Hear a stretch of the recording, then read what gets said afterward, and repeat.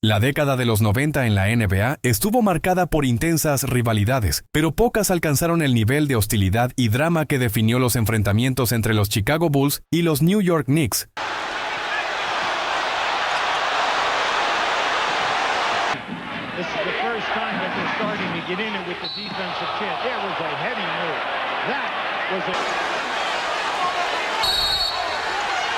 And Ewing's going to the bench. Oh, he's going after someone's making some sort of comment over there. Patrick didn't like what he heard.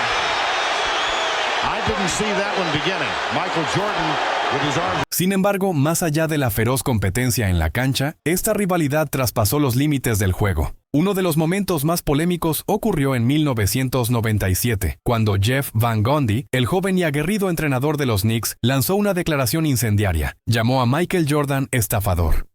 His way is to befriend them, to soften them up, make them feel like he cares about them, and then he goes out there and physically tries to destroy them.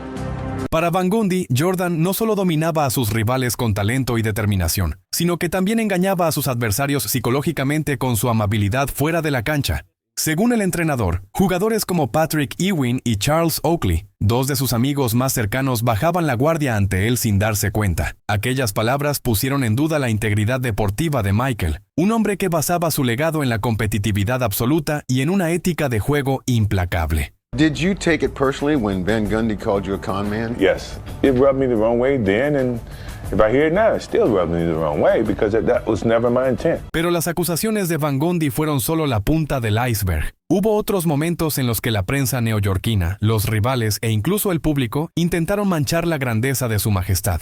Desde insidiosas insinuaciones sobre apuestas en plenos playoffs hasta interrogantes sobre si aún tenía lo necesario para recuperar su trono tras su primer retiro.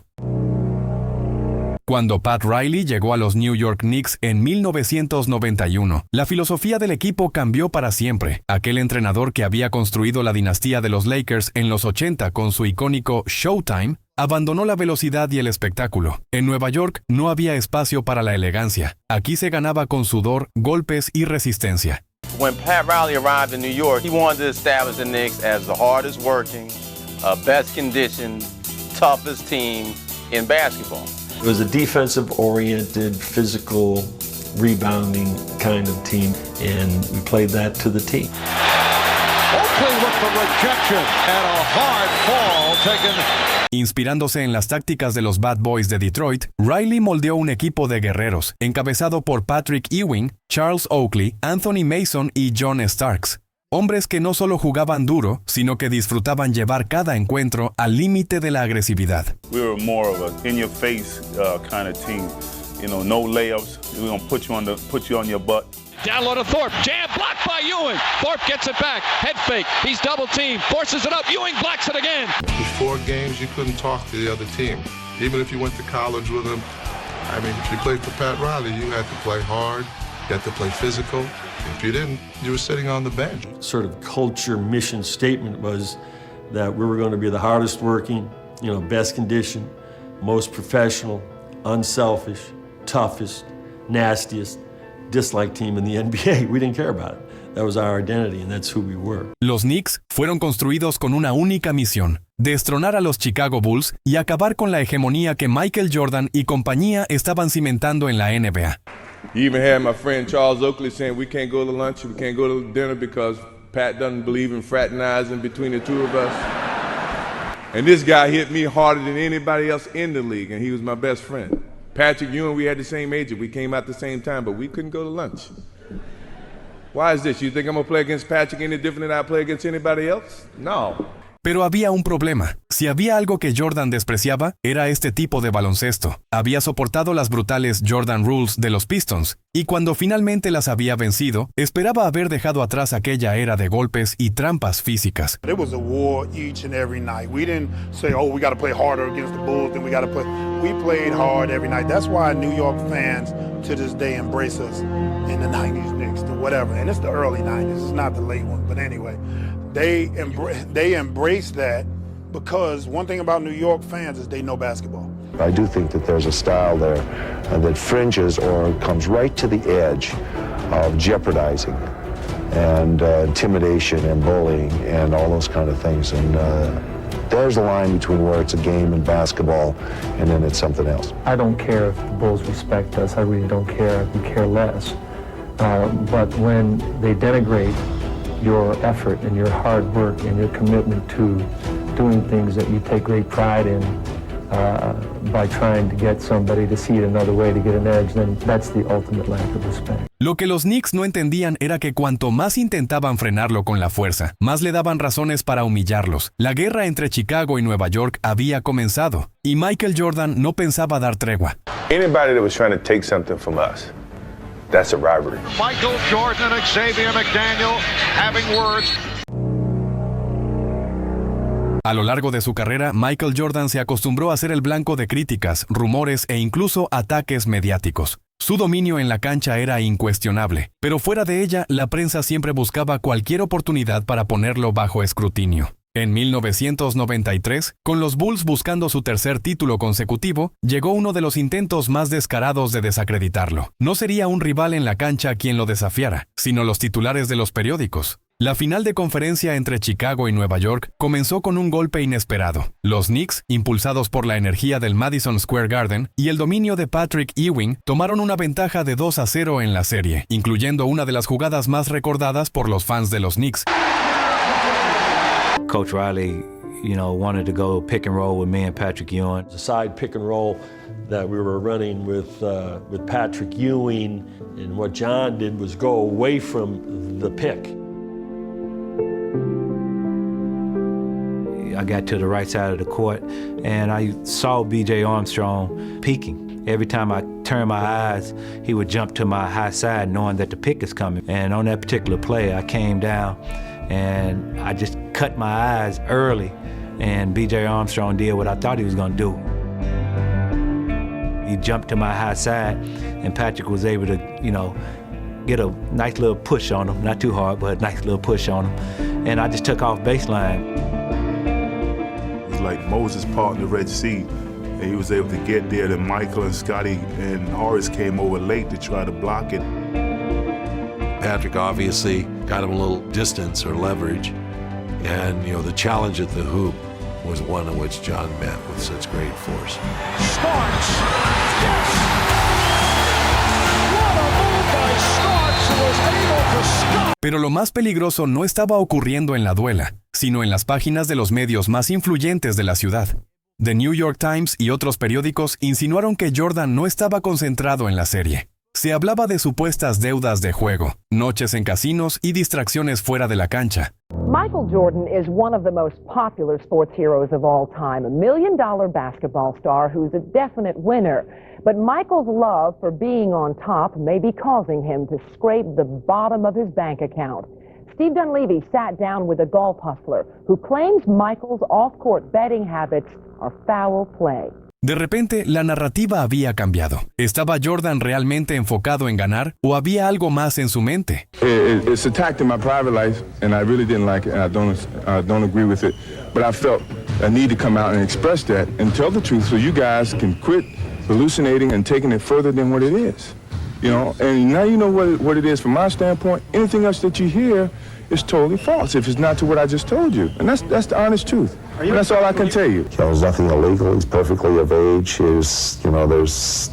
Lo que los Knicks y la prensa neoyorquina no entendían era que, al intentar debilitar a Jordan, en realidad lo estaban despertando. Michael era el maestro de los rencores personales. Convertía cada crítica, cada agravio real o imaginario en una motivación brutal para destruir a quien se interpusiera en su camino. I just feel that my competitive drive is far greater than anyone else that I've met. I think that I thrive on that. I think that's my biggest motivation in life. Is to compete. Find different competitions in certain things in life and try to overcome that. Be it positive or negative. But I have yet to meet someone who is as competitive as me. And I just feel that much confident about my competitive drive.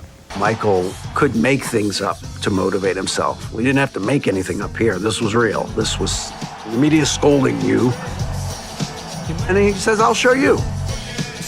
And he did. Cuando la serie se trasladó a Chicago para el Juego 3, Jordan llegó con una sola misión: silenciar a todos. He was disgusted with what happened, and Michael had to respond. En los siguientes 4 partidos, el resultado fue devastador. Jordan promedió 32 puntos, 7 asistencias y 6 rebotes. Los Bulls arrasaron con 4 victorias consecutivas y la serie terminó 4-2 a favor de Chicago. The Chicago Bulls with a couple of spectacular plays. Scottie Pippen stopping Charles Smith. Every game we play, we try to send a statement. You know, we're trying to make sure they don't gain anything on us. Get to the loose ball, but he's bottled up Jordan with the recovery, and Jordan is fouled. Cuando sonó la bocina final del juego 6, las acusaciones quedaron en el olvido. Los Knicks pasaron de la ilusión a la humillación. You know, Mike became Mike, so you know, I hate to admit that, but you know that. There's nothing to say. He's one of the best players to ever play this game. He's the best player to play it in my era. I already know how great Michael was. A pesar de que los Knicks en el 93 ya habían sentido el peso de la furia competitiva de Michael Jordan, cuando intentaron distraerlo con rumores, su respuesta fue eliminarlos y ganar su tercer anillo consecutivo. Pero 2 años después pensaban que finalmente se habían librado de él. Jordan se había retirado en 1993 tras la muerte de su padre. El trono de la NBA estaba vacío y Nueva York, junto con otros equipos del este, soñaba con conquistar lo que Chicago había dejado atrás. We finally was able to beat the great Chicago Bulls. We felt that we were ready for whatever was waiting for us. Will be the New York Knicks going up against the Indiana Pacers. Pero en marzo del 95, el mundo del baloncesto se detuvo con 2 simples palabras: I'm back. Después de 18 meses alejado de la NBA, Jordan anunciaba su regreso, sin el ritmo competitivo que una estrella necesitaba y con una incógnita gigantesca sobre su nivel real. Muchos analistas creían que sería imposible volver a verlo dominar como antes. Sus primeros partidos fueron irregulares. Había destellos de grandeza, pero también señales de óxido. Los Bulls estaban lejos de ser el equipo dominante de antes y aunque Michael tenía momentos brillantes, la gran pregunta estaba en el aire. ¿Era el mismo Jordan o el tiempo lo había alcanzado? 5 partidos después de su regreso, la NBA lo llevó a la única ciudad donde cada actuación se convertía en un espectáculo: Nueva York. Knicks fans wanted this so badly. They wanted their crack at Jordan. They'd beaten the Bulls the year before, but it was one thing to beat them without Michael. Now they wanted them with Michael. And the New York Knickerbockers had the nerve to disrespect his greatness. El Madison Square Garden, el escenario que Jordan consideraba su favorito, lo esperaba. I've always liked Madison Square Garden, even when I was in college, when we played St. John's, or some of the games that we played. You know, it's always been an area or a place where basketball enthusiasts could notice a fake basketball player. If you're a real basketball player, they honor that. They show the respect for that. If you just a hype, you can't fool them, and they'll see it. You know, and that, and it's like stepping on a stage with an act, and people can see that it's an act, or they can see that if it's talent. You know, so that's the way I've always perceived. Lo que no sabían era que estaban a punto de ser testigos de uno de los partidos más icónicos de la historia del baloncesto. So I was always nervous when I played in Madison Square Garden, more so than any other building that I played. Desde el primer minuto, Jordan dejó claro que su regreso era real. Sus movimientos eran fluidos, su toque era letal y su instinto asesino estaba intacto. Los Knicks intentaron detenerlo, pero no había nada que hacer.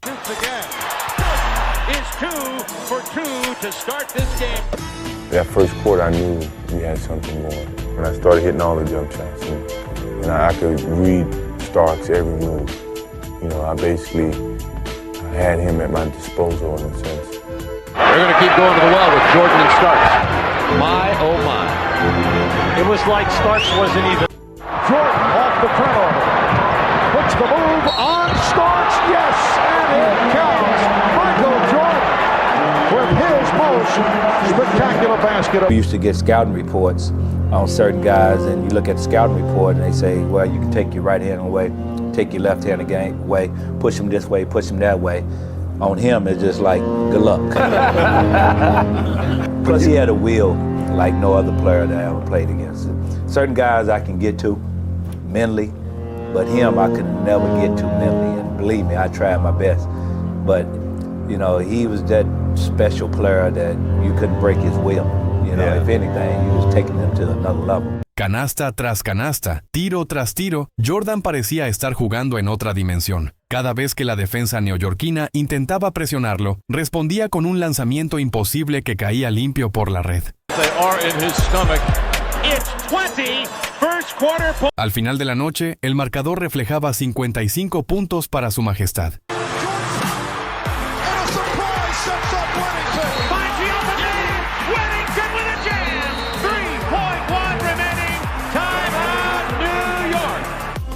Patrick Ewing's like, why did I have to play in the same era as Michael Jordan? And he was the person that stopped me from, possibly winning a ring. But when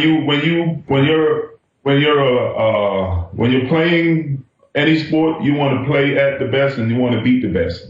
And right then he was the best, so I wanted to beat him. El Madison Square Garden había visto muchas grandes actuaciones a lo largo de los años, pero aquella fue diferente. No solo fue un partido legendario, fue una declaración de poder. I'm going to rank Jordan's 55 in the Garden way up.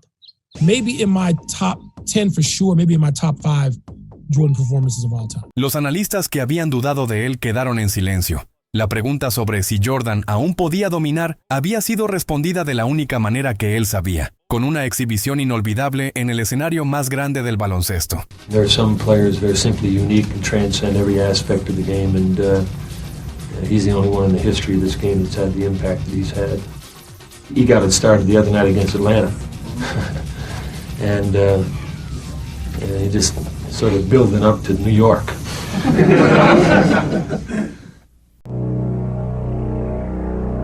El double nickel en el Madison había dejado claro que Michael Jordan seguía siendo el rey. Pero si creías que esa era su declaración más dominante en Nueva York, espera a conocer el día en que intentaron socavar su esencia misma, su integridad deportiva. En 1997, con los Bulls nuevamente en la cima de la NBA, los Knicks sabían que no podían vencer a Jordan con talento ni con fuerza. Así que su entrenador, Jeff Van Gundy, decidió intentarlo con disparar algunas acusaciones ante la prensa. Van Gundy era un estratega apasionado, intenso y directo. Nunca tuvo miedo de decir lo que pensaba, incluso si eso significaba desafiar públicamente a las mayores leyendas del deporte. He's a fighter. I mean, he and Riley are much more similar than they look, than you would expect, and it worked.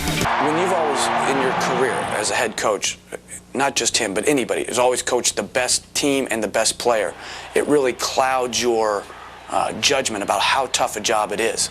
And I think he had been very, very disrespectful over the years about the efforts of the Knicks players and coaches about trying to win a championship. And I resented that fact. I resented about how he characterized our team as thugs and not basketball players. Pero en enero de 1997, antes de un enfrentamiento contra los Bulls, cruzó una línea peligrosa. En una conferencia de prensa previa al partido, lanzó una declaración incendiaria. He cons them by inviting them to his movies. He cons them with the commercials.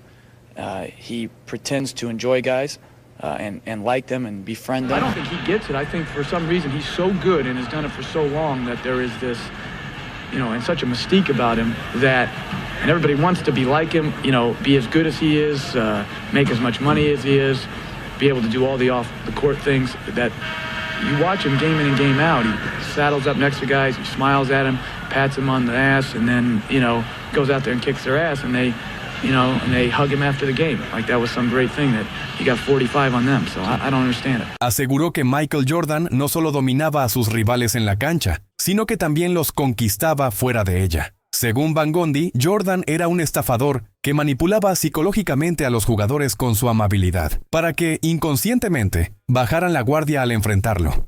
I used to tell the guys, especially the young guys, this is what Mike want to do. He want to sit there and talk to you. Oh, you're having a great year. Shaking your hand, man. Keep up the good work. And then he taught you with 48. When he gets ready to come up to you, and we in New York, we tell him, don't fucking talk to Michael Jordan. He's not your friend. He's going to get in your head.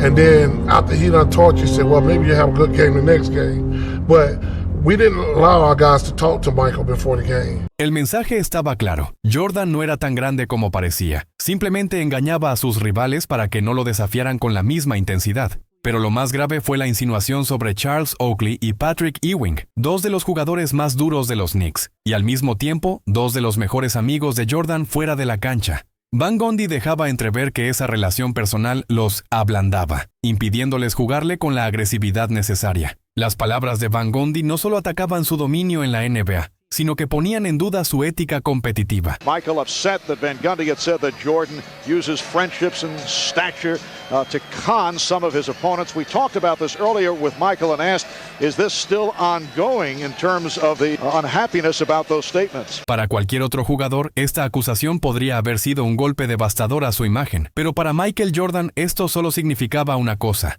Otra razón más para destruir a los Knicks. Did you take it personally when Van Gundy called you a con man? Yes. It rubbed me the wrong way then, and if I hear it now, it still rubs me the wrong way because that was never my intent. I was good friends with Oak. I was good friends with Patrick. But I'm not trying to con them to play a different style to play against me. I mean, that to me is like attacking my basketball skills as a sense of saying, only way you win is you make these guys think that you like them. No, I actually do like them. Oakley almost tried to take my head off every time we played, and then we go to dinner afterwards. Right. You know, he played me no different than if he was playing me if I did go to dinner or I didn't go to dinner. I felt like that was inappropriate for him to say. El partido comenzó y Jordan no dijo ni una sola palabra. No hizo gestos de indignación. Simplemente dejó que el juego hablara por él. Against Miami. Here's Jordan posting up again.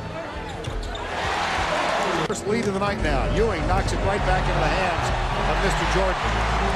That's 3 turnovers for New York in their last 5 possessions. Here's Jordan. Desde el primer cuarto quedó claro que Van Gundy había cometido un error fatal. Jordan entró en un estado de competencia despiadado. I said, being a competitor, he like guys to compete hard and play hard against them. You know what I mean? And my mentality was just to go out there on the court and just make him work for every single thing that he got out there. I never go out there thinking that I was going to stop him. That'd be foolish. Uno tras otro, los tiros empezaron a caer. Jordan atacaba sin piedad, sin mostrar emoción, sin dar tregua. Cada canasta era una respuesta silenciosa. Oh, wow. When everything goes wrong, he gets a point-blank layup and misses. At the other end, Jordan makes a pay. You know, I compete harder with my friends more so than with my enemies. And I don't think Magic Johnson laid aside and let me win a championship in 1991 because we were good friends. When you see me maybe joking and kidding around with some of the players, sure, I want to create friends so that the stigma of Michael Jordan being such a dominant player and such a respected person that it doesn't infringe an individual coming up and being a friend to me. I want people to view me as a person, but yet, you know, when we step on the basketball court, I want them to challenge me as a basketball player. Para cerrar la noche, con el reloj agotándose, Jordan encestó un último tiro en suspensión para sellar la victoria, pero lo que ocurrió después quedó grabado en la memoria de los fanáticos para siempre. Mientras regresaba a la defensa, Michael giró la cabeza y buscó a Van Gundy en la banca, y entonces le gritó directamente. No necesitaba palabras exactas, el mensaje era claro. Cuando terminó el partido, el marcador reflejaba una de las actuaciones más frías y calculadas de su carrera. 51 puntos, victoria de los Bulls, y un Van Gundy en absoluto silencio. You know, I was aware of his comments, and you know, when I'm on the basketball court, I compete. You know, when I step off the basketball court, I leave everything that happened on the basketball court. I respect every player in this league, and yeah, I have friends in this league, and I don't ask them, and I hope they don't change their approach to me on the basketball court, because certainly I don't change my approach to them. Después del partido, el entrenador de los Knicks no tuvo otra opción que rendirse ante la evidencia y reconocer la grandeza de Jordan. Había intentado exponerlo, y terminó siendo quien quedó en ridículo. No, I don't have any regrets. I told the truth. He had a big night. He played a great game. That's the usual for him. Plays very well. He's a great player. Los Knicks aprendieron por las malas que desafiar a su majestad solo tenía un desenlace posible: ser humillados en la cancha. Pero no fueron los únicos. Hubo otro jugador que, con solo unas palabras, desató la furia del hombre equivocado. Reggie Miller, uno de los trash talker más grandes en la historia de la NBA, creyó que podía provocar a Jordan, y lo pagó con una actuación épica. Haz clic aquí y descubre cómo Reggie Miller aprendió a no provocar al Black Jesus del baloncesto.